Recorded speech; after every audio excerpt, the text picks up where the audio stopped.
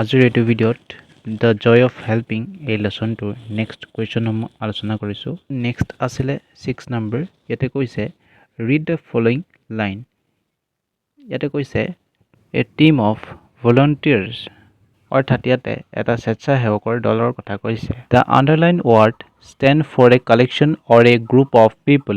ইয়াতে কৈছে যিটো ইয়াতে আণ্ডাৰলাইন কৰি থোৱা হৈছে ৱৰ্ডটোৰ, সেই ৱৰ্ডটো এটা গোটৰ কথা কোৱা হৈছে, বা এইটো মানুহেৰে হওক বা যিকোনো এটা বস্তুৰে হওক, কিন্তু এইটো গ্ৰুপৰ কথা বুজাইছে। তাৰ পৰা কৈছে নাও ৰিড দ্য ফলোয়িং চেণ্টেঞ্চেছ। এতিয়া ইয়াতে দি থোৱাখিনি পঢ়িবলৈ কৈছে।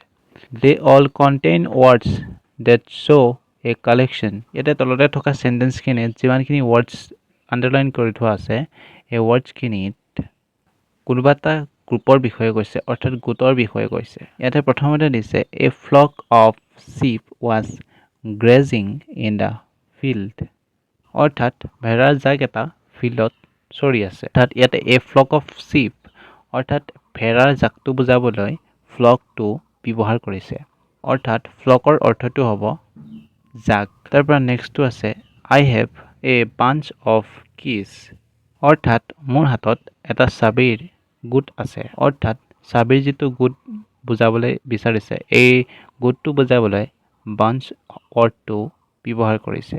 তাৰ পৰা নেক্সট আছে can you see the herd of cattle. ইয়াতে আণ্ডাৰলাইন হৈ থকা হেয়াৰ্ড অৰ্থাৎ হেড অফ কাটেল, এইটো এটা গৰুৰ জাক বুজাব বিচাৰিছে। তাৰ পৰা নেক্সট আছে হি give me a bundle of sticks. ইয়াতে বাণ্ডল অফ ষ্টিক্স যিটো কৈছে, ইয়াতে ষ্টিক্সৰ যিটো গোট বুজাবৰ কাৰণে যিটো আণ্ডাৰলাইন হৈ আছে বাণ্ডেল, এই বাণ্ডলৰ সহায়ত এই গোটটো অৰ্থ বুজাইছে। তাৰ পৰা নেক্সট আছে a delegations of teachers visited the chief minister. এটা যিটো আণ্ডাৰলাইন কৰি থোৱা আছে ডেলিগেশ্যন অফ টিচাৰ্ছ, অৰ্থাৎ ডেলিগেশ্যনটো, এই ডেলিগেশ্যন অৰ্থটোৱে এই ডেলিগেশ্যন ৱৰ্ডটোৱে টিচাৰৰ গোটটোৰ বিষয়ে উল্লেখ কৰিছে, অৰ্থাৎ এ ডেলিগেশ্যন অফ টিচাৰ্ছ তাৰ মানে এটা শিক্ষকৰ দল।